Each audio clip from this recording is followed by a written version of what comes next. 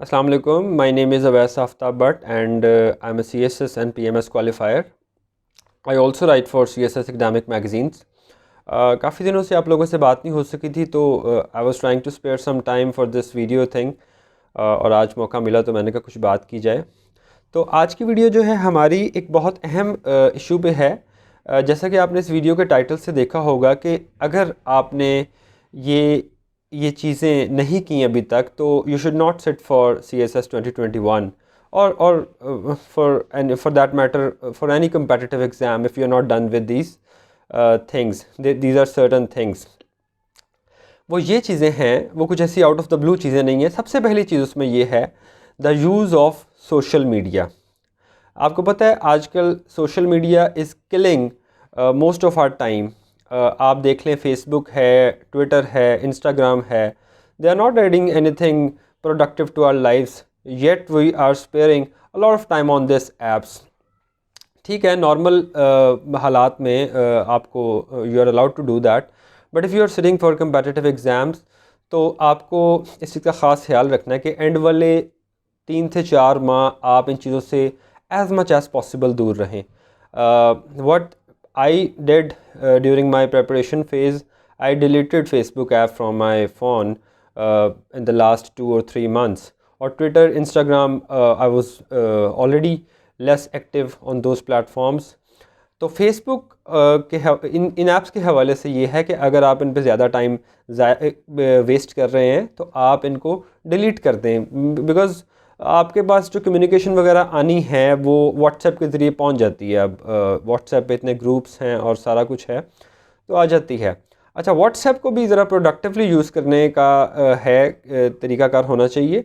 You know, there are lot of groups on WhatsApp nowadays which continue to haunt our time, और बहुत सारा हमारा time waste हो जाता है। नोटिफिकेशंस आते हैं, हम मोबाइल देखते हैं और व्हाट्सएप मैसेजेस जस्ट, या तो कोई group members they are chatting with one another, आप ऐसे ही डिस्टर्ब हो जाते हैं, या कोई फ़नी क्लिप्स और दी सॉर्ट ऑफ थिंग्स, तो या जोक्स वगैरह। तो इस चीज़ को अवॉइड करने के लिए तमाम व्हाट्सएप ग्रुप्स को आप म्यूट पे लगा दें ताकि आपकी स्टडी के दौरान वो आपको इंटरप्ट ना करें। हाँ, जब आप फ्री हों तो आप एक ही टाइम में उनको 10-15 मिनट, आधे घंटे में उन सारी चीज़ों को देख लें। ठीक है।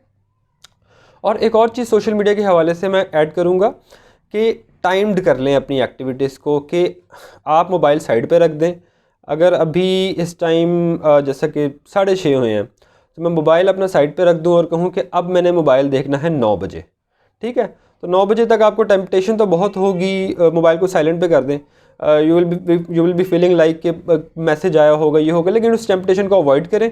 9 बजे आपने देखना ही है, इकट्ठे सारे मैसेज देख लें, व्हाट्सएप के मैसेजेस। बाकी ऐप्स को तो मैं कहता हूँ डिलीट ही कर दें if it's convenient for you. और दूसरा उसमें ये है, एक टाइम पे देख लें, फिर 9 बजे देखने के बाद 15-20 मिनट, ऐसा नहीं कि आप दोबारा आपने उसमें उस सी में डाइव कर देना। दोबारा आपने अपने आप को 10-15 मिनट, 20 मिनट, आधा घंटा देख के दोबारा फिर एक किसी तरह की ब्रेक लेनी है। 2 घंटे, 2.5 घंटे, 3 घंटे, डिपेंडिंग अपॉन यू, कि आप एक और ब्रेक लेंगे और उसके बाद आप फिर दोबारा व्हाट्सएप देखेंगे। ठीक है, तो सोशल मीडिया का prudent use is going to save a lot of your precious time, which is all the more precious during these final months of preparation।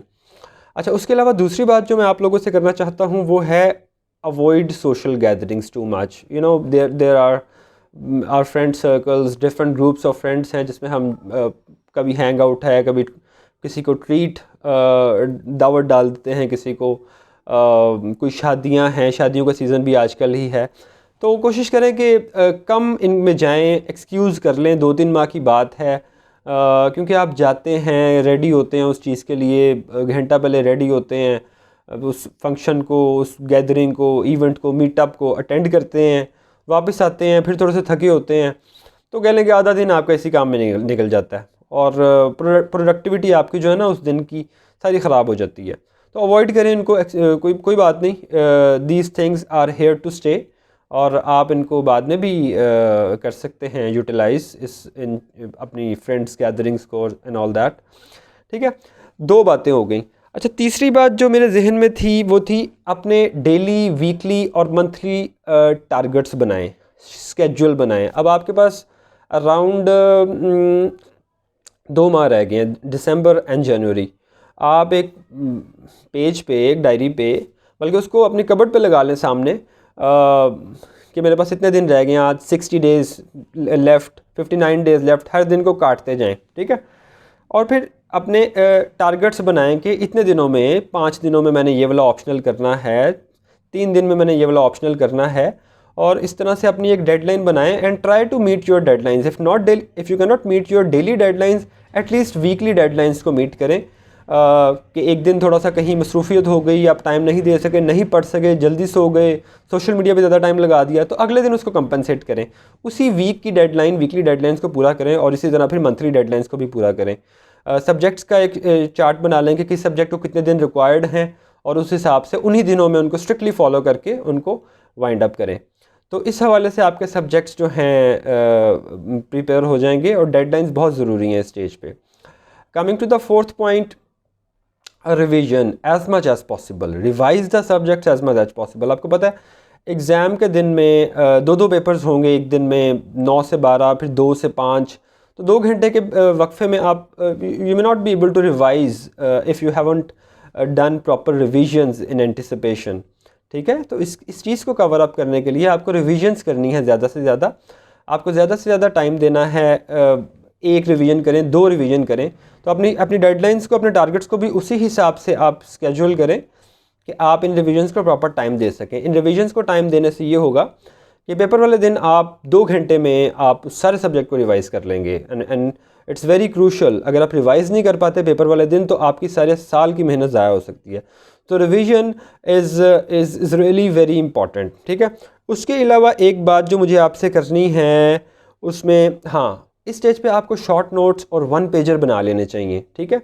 आपने कितना डाटा इकट्ठा किया है, रिसर्च की है, मटेरियल ढूंढा डिफरेंट जगहों से, लेकिन उसको एक कॉम्पैक्ट फॉर्म में आपके पास रेडी होना चाहिए, ताकि वो पेपर वाले दिन आप रिवाइज़ कर सकें। आपके पास 10 सफ़ों पे एक क्वेश्चन है, तो it would not be possible for you to revise that at the time of examination. आपको इसी स्टेज पे 1 पेजर्स बनाने हैं, शॉर्ट नोट्स बनाने हैं, ताकि आप क्विकली चीज़ों को रिवाइज कर सकें। ये 5 बातें जो हैं मैं समझता हूँ बहुत ज़रूरी हैं, और अगर आप इनमें कोताही बरतेंगे तो यू विल हैव टू पे डियरली, ठीक है। तो उसके अलावा 1-2 एक्स्ट्रा टिप्स अगर मैं दूं तो मॉक एग्ज़ाम्स दें जितने ज़्यादा हो सकें। प्रेपरेशन इज़ नेवर आइडियल, जिस तरह की भी प्रेपरेशन है मॉक्स एग्ज़ाम्स दें, एग्ज़ाम के इन्वायरमेंट में बैठे हैं। आजकल तो काफ़ी अकेडमीज़ ऑफ़र करती हैं, ज़्यादा से ज़्यादा दें, कम से कम एक दफ़ा तो दें ना, उससे बहुत फ़ायदा होगा। आपको अपनी राइटिंग स्पीड का अंदाज़ा होगा, आपको अपनी पेपर अटेम्प्टिंग टेक्निक्स का अंदाज़ा होगा। So certain aspects which are not known to you in advance, वो आपके सामने आएंगे और आप उन पर काम कर सकेंगे। और उसके अलावा जनरली अगर बात की जाए तो थोड़ा सा अल्लाह ताला की तरफ भी रुजू करें। अपनी इस मेहनत को, जो इस पर्पस के लिए आप स्ट्रगल कर रहे हैं, इसको कॉम्प्लीमेंट करें, ज़रा खुदा के साथ भी कनेक्शन बनाएं, नमाज वगैरह पाबंदी से पढ़ें। तो इन चीज़ों की अपनी ही बरकत होती है, जो आपकी तैयारी को किसी ना किसी तरह से सप्लीमेंट कर रही होती है। आपको पता है रिज़ल्ट जब आता है तो some people just stop at, मतलब आपकी तमाम मेहनत के बावजूद there is a factor of luck, there is a factor of prayers, जो दुआएं हैं उन सब का एलिमेंट बहुत इम्पॉर्टेंट है। तो उस चीज़ को भी ज़रूर अकाउंट फॉर करें, ठीक है। तो इन चीज़ों का ख्याल रखेंगे तो इंशाल्लाह you will pass the exam in flying colours, ठीक है। If you like my videos and if you want more of such content, then you can consider subscribing to my channel.